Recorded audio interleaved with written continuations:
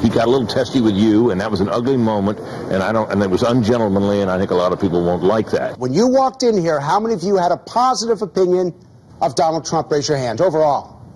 How many of you have a positive opinion of him now? Who is negative towards Trump when you walked in here? Who's negative now?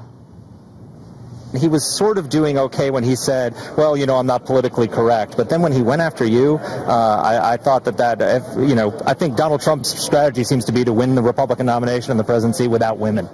Brett Hume, Frank Luntz, and Mark Thiessen on the Fox News Channel's Kelly File last night following the first Republican debate criticizing Republican frontrunner Donald Trump.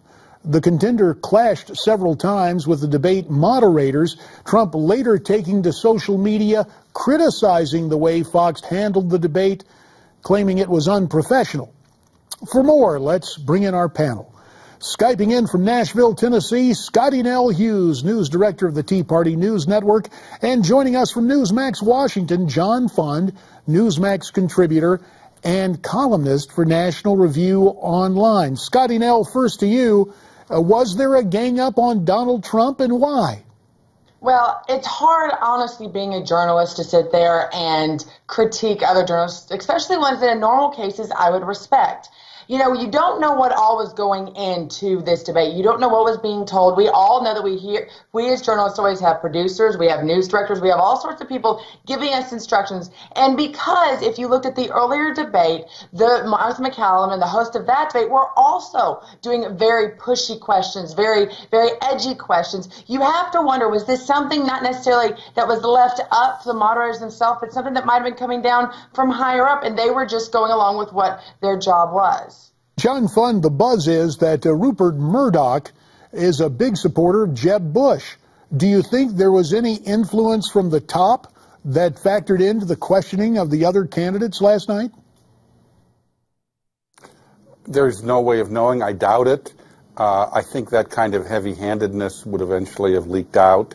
So I suspect that what's driving most of this are ratings.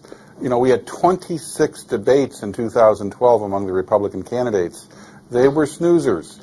1 million, 2 million people were watching. When you're limiting, as the RNC has done, the debates to 9 total, the pressure to get something out there about the candidates that's more than just bland talking points builds. And you also have ratings considerations. I think that both debates did one thing. It took the most negative thing you could say about each candidate and put it in front of them and say, you respond, and the voters will decide. And I think most of the candidates handled it very well. They confronted their negative, and they either deflected well or they answered the objection. All right, so well, let's tell you what. Whether or not there were machinations. All right. Whether or not there were machinations, I think it was a good television. Good. Well, speaking of television, Donald Trump was back on the morning shows today to further criticize Fox. Let's listen to what he had to say and in turn get your reaction. But the questions asked of me were much, much more difficult and poignant and really unfair than other people were asked. But that's okay. I mean, I guess that's part of the game.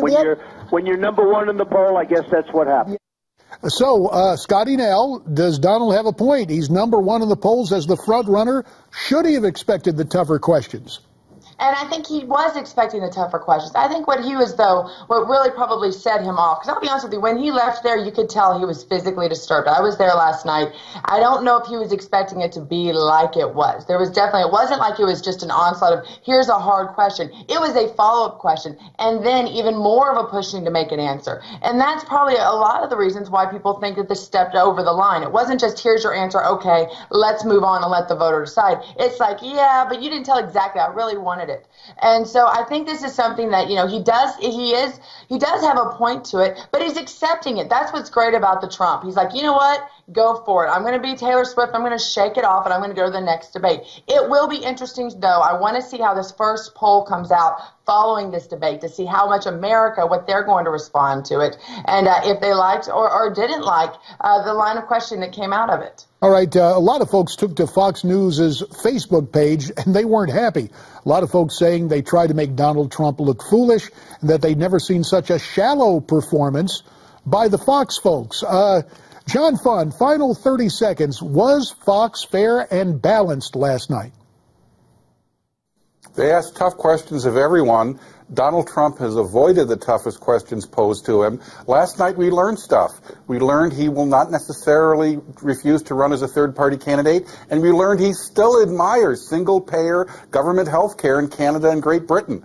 That's astonishing news for a conservative. Now, wait a minute, John. You cannot say that he was not that there was tough questions aboard. He admired the single-payer system in Canada. And we will have and to in Great leave it Britain. there. The Scottie, debate that will is continue. true. That is a true statement. We will bring you both back at a future time to debate further. Scottie Nell Hughes in Nashville, Tennessee, and John Fund from Newsmax, Washington. We thank you for your time. You heard what they had to say. What do you have to say? We'd love to hear from you. Email, Facebook, Twitter, or NewsmaxTV.com/comments.